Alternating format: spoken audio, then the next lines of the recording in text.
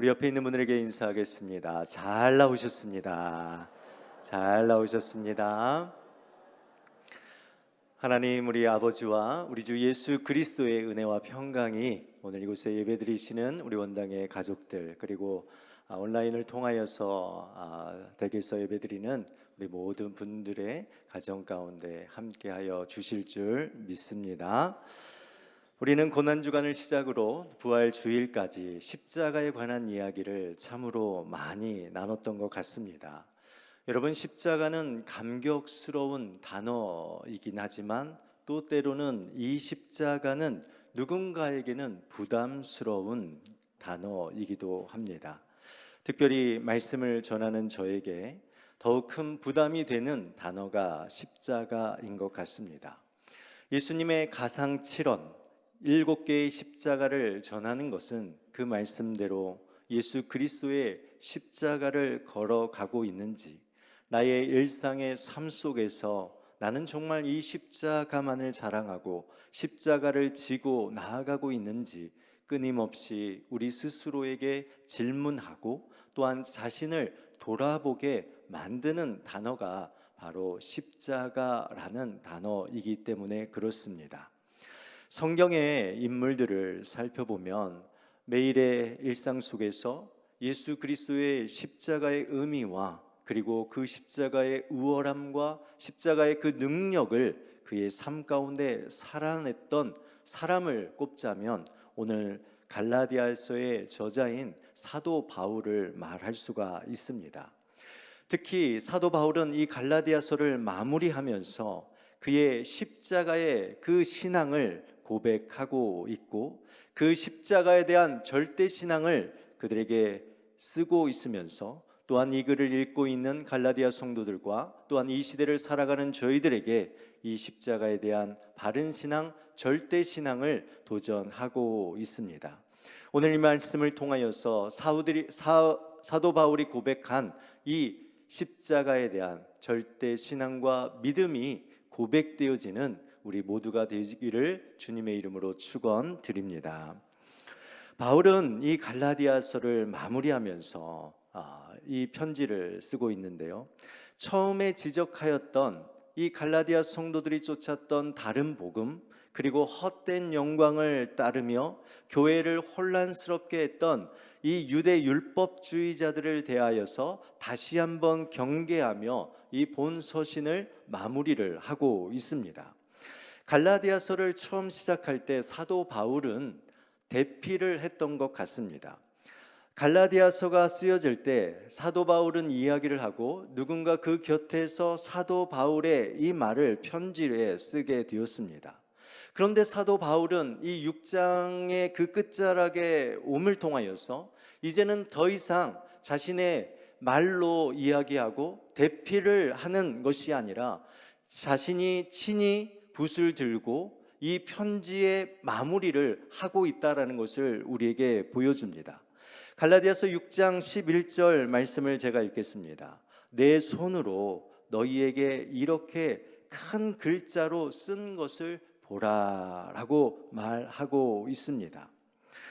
여러분, 사도 바울은 앞에 있는 내용들도 참 중요하지만, 내가 앞에서 이야기했던 많은 이야기들도 참으로 중요하지만, 내가 친히 붓을 들어서 큰 글자로 너희에게 쓰는 이 진리를 너희는 절대로 잊지 아니해야 되며, 또한 너희들이 가장 중요하게 여겨야 할 것을 지금 사도 바울은 강조하고 있는 것입니다.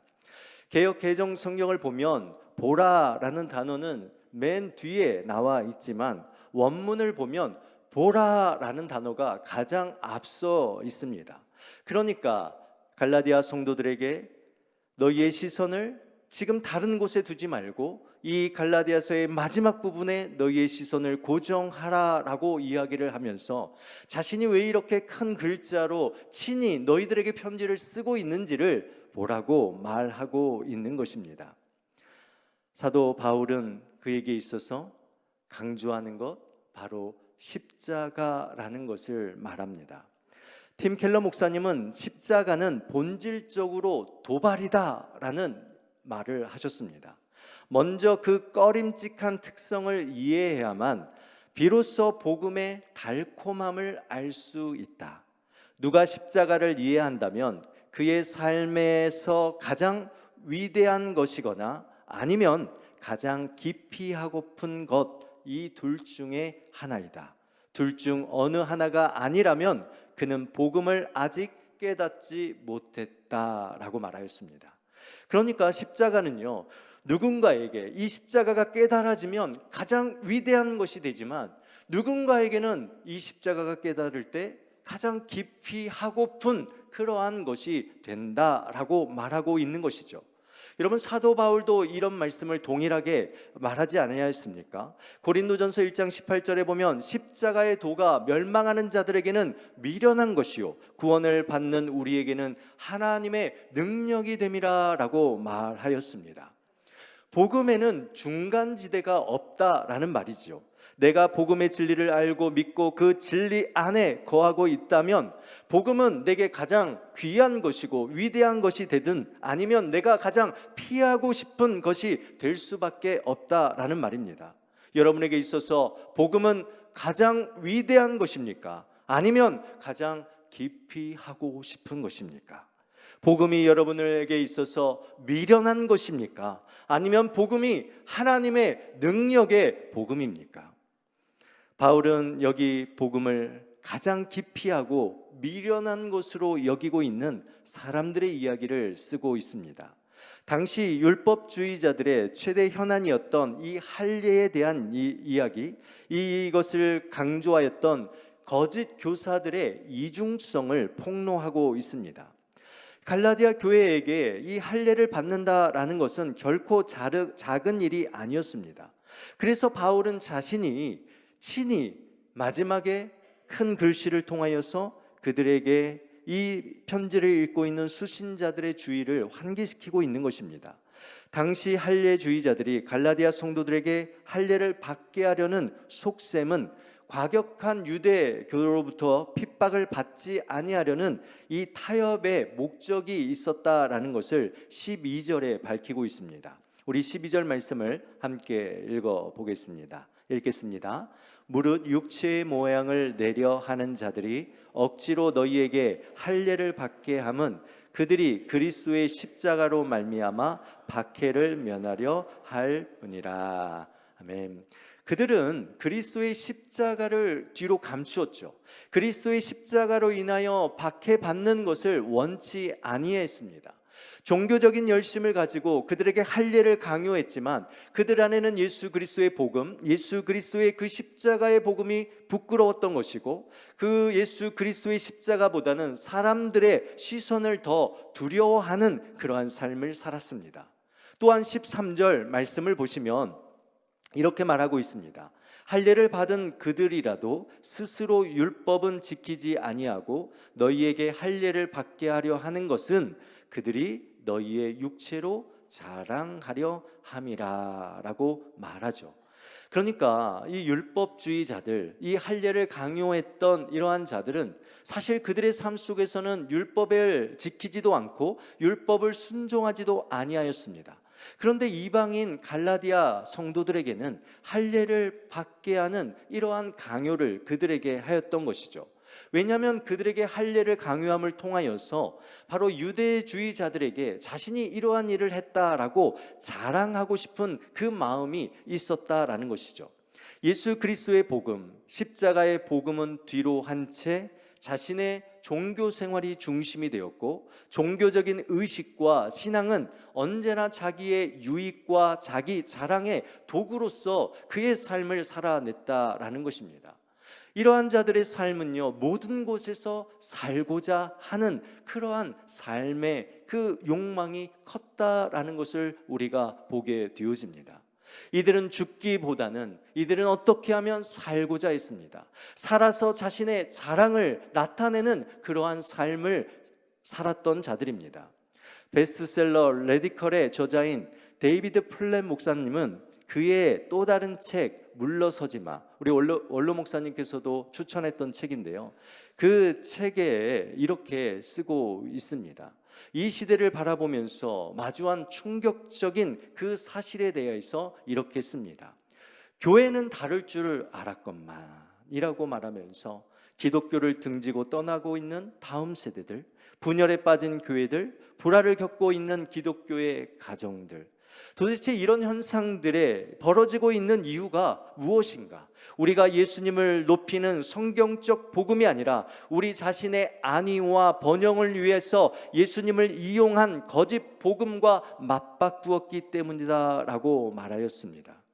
여러분, 바로 나의 안위와 성공을 위한 거짓 복음을 위해서 예수님과 주님의 몸된 교회를 이용하려는 현대의 그리스도인의 모습들을 지적하고 있는 것입니다.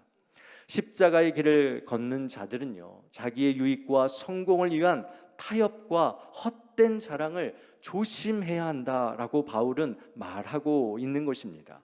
이 율법 유대주의자들은요, 자기 성공을 위해서 십자가의 핍박은 피하면서 그들이 정작 져야 할 그 십자가는 지지 아니했다라는 것이죠.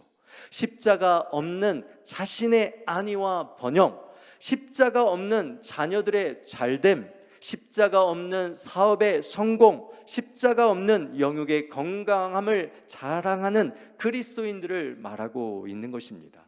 하나님과는 아무런 관계가 없는 자기 자랑의 삶, 예수 그리스도의 십자가와는 아무 상관이 없는 자기를 높이며 자기 자랑의 기회로 삼는 종교 생활에 만족하는 가짜 복음, 가짜 신앙, 가짜 십자가를 따르고 있는 자들을 말하고 있습니다. 이런 자들에게 사도 바울은 묻습니다. 사도 바울은 오늘 본문의 말씀을 통하여서 이런 우리에게 묻습니다. 여러분은 도대체 무엇을 자랑하고 살고 계십니까? 여러분은 도대체 무엇을 자랑하며 나아가고 있습니까? 십자가에 대해서 그렇게 말하고 십자가의 은혜를 누리고 십자가를 깨닫고 십자가의 그 감격 가운데 살아가고 있다라고 말하고 있지만 여전히 나는 도대체 무엇을 자랑하며 살아가고 있느냐라는 이 질문을 우리에게 던지고 있습니다. 나의 일기장을 열어보십시오. 나의 책상 위를 보십시오. 나의 핸드폰을 켜보십시오. 나의 SNS를 뒤져보시고 나의 카톡을 열어보십시오. 나의 유튜브 채널을 점검해 보십시오. 내가 무엇을 자랑하고 있는지 여러분은 스스로 무엇을 자랑하고 있는지를 바로 알게 될 것입니다. 바울은 나의 유일한 자랑은 십자가뿐이라고 말합니다. 세상에 수많은 자랑거리들이 있습니다. 바울에게도 내게도 수많은 자랑거리들이 많습니다. 그러나 골고다의 그 언덕길을 걸어 올라보니 예수 그리스도의 그 십자가를 경험해 보니 모든 자랑이 다 헛것이다라는 것입니다. 예수 그리스도의 십자가 앞에 나의 그 수많은 자랑거리들을 다 꺼내보니 그 모든 것 아무것도 아니다라는 것을 알게 된 것입니다. 그래서 바울은 갈라디아서 6장 14절에 이렇게 고백합니다. 여러분, 우리 바울과 같은 마음으로 우리의 삶 가운데 사랑하고 있는 것들을 내려놓고 오직 예수 그리스도의 그 십자가의 절대의 십자가를 우리 신앙을 고백하는 마음으로 우리 14절 말씀을 한 목소리로 읽겠습니다. 그러나 내게는 우리 주 예수 그리스도의 십자가 외에 결코 자랑할 것이 없으니 그리스도로 말미암아 세상이 나를 대하여 십자가에 못 박히고 내가 또한 세상을 대하여 그러하니라. 아멘. 바울은 자신과 십자가를 절대로 동시에 자랑할 수 없다라고 말하는 것이죠. 자신이 드러나면 십자가는 드러나지 않습니다.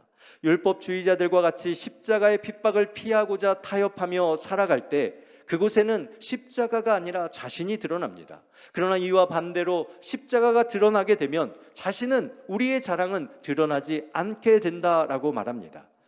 이번 주에 기독교 신문에 교회의 세대 교체를 알리는 기사가 하나가 실렸습니다. 그 타이틀의 제목은 다음과 같습니다. 내 존재와 흔적이 사라져야 교회가 산다. 내 존재와 흔적이 사라져야 교회가 산다. 이것은 단지 은퇴를 앞둔 목사님들만의 이러한 고백이 아니라 십자가를 경험한 우리 모두의 고백이어야 되지 않겠습니까? 내 존재와 내 흔적이 사라져야 십자가가 드러난다. 내 존재와 흔적이 죽어야 교회가 산다. 내가 죽어야 그리스도께서 사신다라는 이러한 놀라운 믿음의 고백을 하게 될 줄 믿습니다. 그러기에 우리는 다시 사도 바울이 갈라디아서 2장 20절에서 고백했던 이 놀라운 믿음의 고백으로 다시 돌아가지 않을 수 없습니다. 갈라디아서 2장 20절 말씀을 보면 내가 그리스도와 함께 십자가에 못 박혔나니 그런즉 이제는 내가 사는 것이 아니요 오직 내 안에 그리스도께서 사시는 것이라.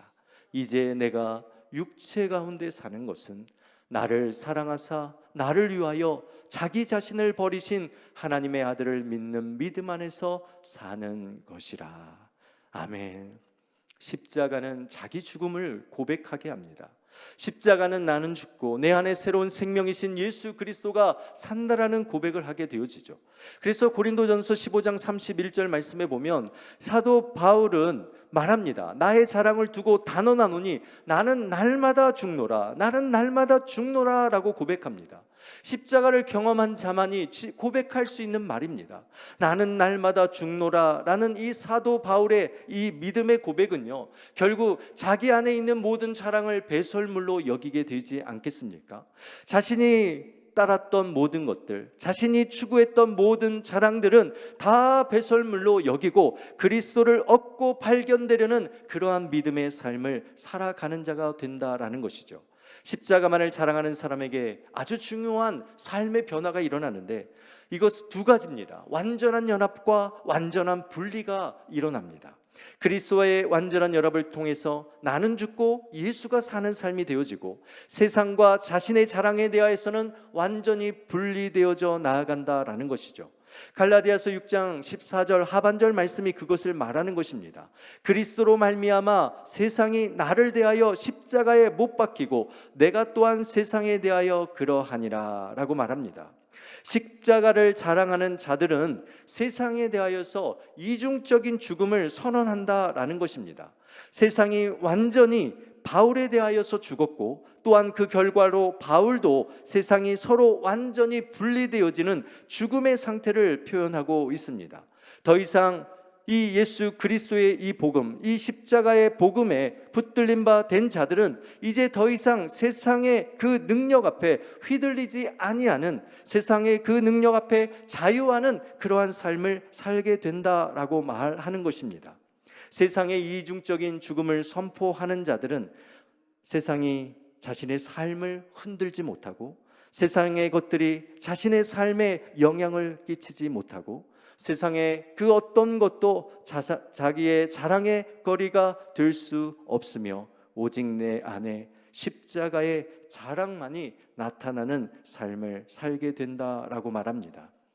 여러분, 십자가만을 자랑하고 계십니까? 그러면 스스로를 점검하십시오. 여전히 나는 세상의 영향을 받고 살아가고 있는가?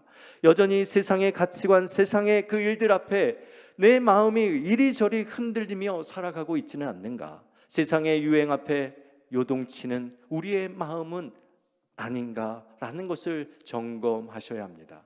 만약에 이런 삶이 내 안에 있다면 여전히 나는 세상에 대하여 죽지 아니하였고 세상도 나에 대하여 죽지 아니하는 이러한 삶을 살아가고 있다라는 것입니다. 오늘 사도 바울과 같이 세상에 대하여 이 십자가만을 자랑함을 통하여서 세상에서 죽고 세상도 나에 대하여 죽음을 선언하는 이 이중적인 이 십자가의 이 죽음을 온전히 선언하는 우리 원당의 성도님들이 되시기를 축복합니다. 거슬이라는 사람은 이 말씀을, 이 바울의 요지를 다음과 같이 설파하였습니다. 잘 들어보십시오. 눈에 보이는 세상이 우리에게 이래라 저래라 할 권한을 더 이상 가지고 있지 않다. 너무 멋진 말이지 않습니까? 우리의 삶에 대해서 이제 더 이상 세상의 것들이, 세상의 그 수많은 것들이 이래라 저래라 할 권한을 가지고 있지 않다라는 말입니다. 서로 죽었기에 세상에 대하여, 세상도 나에 대하여 죽었기에 이제 내 안에 세상의 것들이, 세상의 스펙들이, 또한 교회 안에서 만들어지는 종교적인 스펙이나 종교적인 그 열심들이, 내가 내세우는 세상의 그 어떤 것들이 하나님 앞에서, 예수 그리스도의 그 십자가 앞에서 자랑거리가 될 수 없다라고 말하는 것입니다. 예수님의 십자가 앞에 반응하지 않는 것들, 의미 없는 것들은 여러분 다 버릴 수 있는 그런 믿음의 삶을 사시기를 축복합니다. 그러기에 바울은 다시 한번 우리에게 정말 중요한 것이 무엇인지를 6장 15절 말씀 가운데 재확인시키고 있습니다. 우리 6장 15절 말씀 함께 읽겠습니다. 할례나 무할례가 아무것도 아니로되 오직 새로 지으심을 받는 것만이 중요하니라. 아멘. 여러분, 할례를 받는 거, 받지 않는 거, 내가 무엇을 가지고 있는 거, 내가 가지지 못하는 거 아무것도 아니다라는 것입니다. 오직 우리가에게 중요한 것은 우리가 새로 지음을 받은 존재인가라는 것입니다. 내가 교회에 왔다 갔다 하는 거 중요한 것이 아니라 진정으로 내 내적인 이 변화가, 거듭남이 있냐라는 것이 중요하다는 것입니다. 내가 교회에서 어떤 직분을 받고 직분을 받지 못했느냐라는 것이 아니라 그리스도에 대한 내적인 거듭남을 통하여서 여전히 내 안에 주님을 사랑하고 있느냐 그렇지 않느냐가 중요하다는 것이죠. 나의 상황이 어려워서, 내가 세상에서 일하면서, 내가 세상에서 먹고 살기 위해서 힘들어서 교회에 못 나오고, 또한 교회에 나오는 것, 이것이 중요한 것이 아니라 내가 어느 곳에 있든지 그곳에서 진정한 삶의 예배자로 서 있느냐가 더 중요하다라는 것입니다. 내가 예수 믿는 가정 안에 사는 있는지, 아니면 나 혼자서 힘들게 신앙생활하고 있는 거 중요한 것이 아니라, 오늘 밤이라도 이 세상을 떠난다면 천국에 들어갈 우리 주님에 대한 그 믿음을 가지고 천국에 들어갈 그러한 분명한 믿음을 고백하고 있느냐, 이것이 중요하다라는 것입니다. 여러분은 누구입니까? 내가 가진 것으로 내가 누구인지를 드러내시겠습니까? 부자 청년과 같이 내가 모든 율법을 다 지켰나이다 라고 말하면서 진정한 내적인 변화는 없이 조용히 주님의 십자가를 피하고 주님 곁을 떠나는 그러한 삶을 살아가고 계시지는 않습니까? 주님은 나에게 다른 자랑거리를 요청하지 않습니다. 여러분의 새로워진 마음, 새로 거듭난 우리의 마음을 원하십니다. 육체적인 거듭남이 아니라 물과 성령으로 거듭난 저와 여러분의 진실한 그 마음을 원하십니다. 여러분은 정말 새롭게 태어난 존재입니까? 여러분, 우리는 날마다 새롭게 창조된 존재라는 이 삶의, 이 믿음의 고백을 우리의 삶 가운데 해야 합니다. 우리는 매일매일 새날을 살아가는, 또한 새날을 노래하는 자들임을 여러분 분명하게 믿으시기를 바랍니다. 나의 삶은요, 옛사람은 다 사라지고 없습니다. 오늘도 새로워지는 것이고 내일도 새로워지는 삶입니다. 새로운 존재로 사는 그 삶에 대한 인식과 이 믿음을 통하여서 우리의 삶 속에 날마다 새날을 선포하는 것, 이것이 십자가만을 자랑하는 삶을 사는 자의 모습인 것입니다. 새 창조의 삶을 사는 바울은 이제 매일매일 자신에게 새롭게 만들어지는 예수의 흔적 외에는 관심이 없다라고 6장 17절에 말하고 있습니다. 6장 17절 말씀입니다. 이후로는 누구든지 나를 괴롭게 하지 말라. 내가 내 몸에 예수의 흔적을 지니고 있노라. 아멘.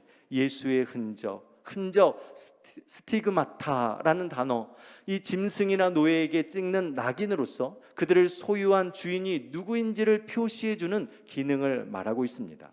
바울은 자신에게 예수의 흔적을 계속해서 만들고 있는데 그것은 자랑이 아닙니다.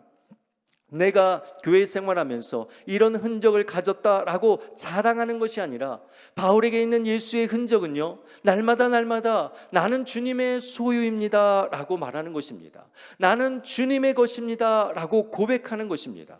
우리는 상처를 싫어하죠. 그 상처가 두드러지게 나타나는 것, 이것을 싫어하기 때문에 성형외과에 가서 모든 이 상처들을 지우려고 합니다. 그러나 예수의 흔적은 부끄러운 것이 아닙니다.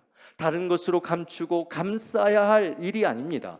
예수의 흔적은요, 매일매일 새로워진 그러한 삶을 살아가는 자들에게 맺어지는 새로운 창조의 흔적의 모습이다라는 것이죠.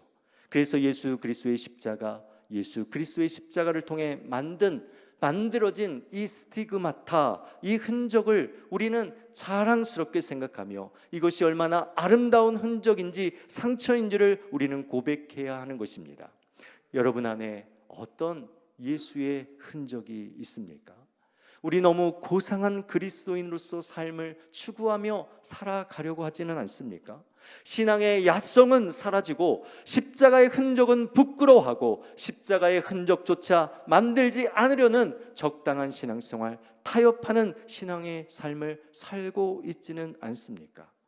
주님은 고난주간을 통해서 우리에게 7개의 십자가를 만나게 하셨습니다.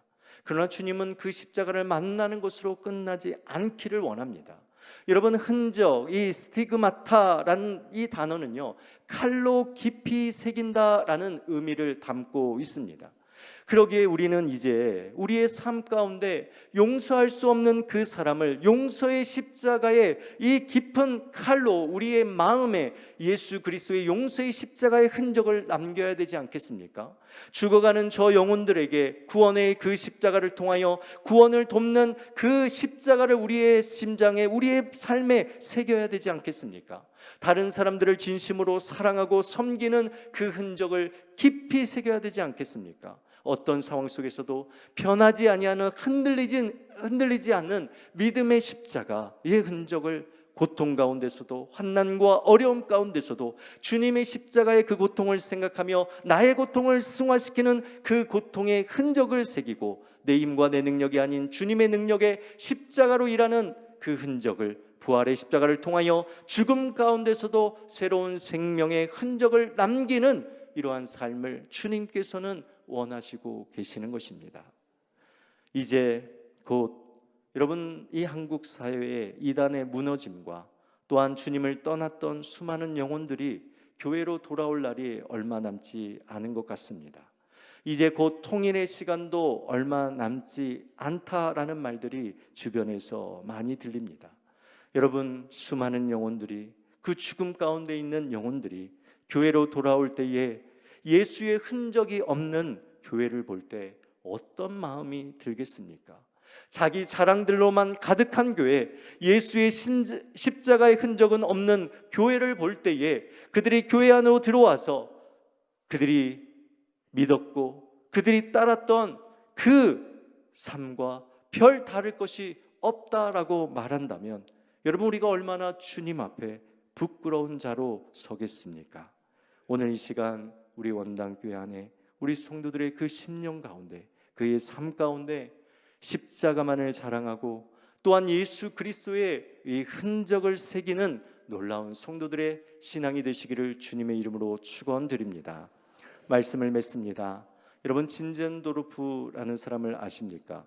독일의 경건주의 운동을 일으킨 종교 사회개혁가이며 모라비안 교회의 지도자로 알려져 있습니다. 1791년 진젠도르프 백작은 독일 뒤슈에도르프의 미술관을 방문했습니다. 그리고 그는 그곳에서 도메니코 페티가 그린 가시관을 쓴 그리스도의 순환에 관한 이 사람을 보라, 에케 호모라는 이 그림 앞에 동상처럼 굳어버리고 말았습니다. 그리고 그는 충격적인 음성을 듣게 되어집니다. 나는 너를 위하여 목숨을 버렸건만 너는 나를 위해 무엇을 하였느냐? 나는 너를 위하여 목숨을 버렸건만 너는 나를 위해 무엇을 하였느냐? 진젠도르프는 그 질문에 이렇게 대답했다고 합니다. 오랫동안 당신을 사랑했지만 당신을 위해 어떤 것이라도 행하지 못했습니다. 지금부터 나는 당신이 이끄시는 어떤 것이라도 행하도록 하겠습니다. 바로 그곳에서 진젠도르프 백작은 예수님께 자신의 일생을 헌신하는 그 결단을 확고히 했고, 그 위에 세상을 변화시키고 수많은 영적인 리더를 일으키는 자가 되었습니다. 1832년 7월 한국 최초의 선교사인 귀출라프가 우리나라로 보내졌는데 바로 이 진젠 도르프를 통해서 되었습니다. 또한 고아의 아버지, 우리가 알고 있는 조지 뮬러의 삶을 회심시켰고 감리교의 창시자 웨슬리의 삶을 변화시키는 놀라운 삶을 살게 되었습니다. 십자가만을 자랑하고 자신의 삶 속에 예수의 흔적을 새기기로 결단한 이 한 사람을 통하여 세상이 변화되었던 것입니다. 오늘 이러한 자로 서기를 간절히 주님의 이름으로 축원드립니다. 십자가만을 자랑하는 자들에게, 예수의 흔적을 위하여 결단하는 자들에게 주님께서는 평강과 긍휼과 은혜로 함께하여 주실 줄 믿습니다. 우리가 십자가의 길을 걷는 것, 예수의 흔적을 우리의 삶 가운데 새기는 것은 구질구질한 일이 아닙니다. 견디고 견디다 지치는 고생뿐인 삶이 아닙니다. 우리 안에 하나님께서는 그 삶을 위하여 걸어가는 자들에게 하나님의 평강으로, 긍휼로, 은혜로 매일매일 공급하시는 놀라운 역사가 이루어질 줄 믿습니다.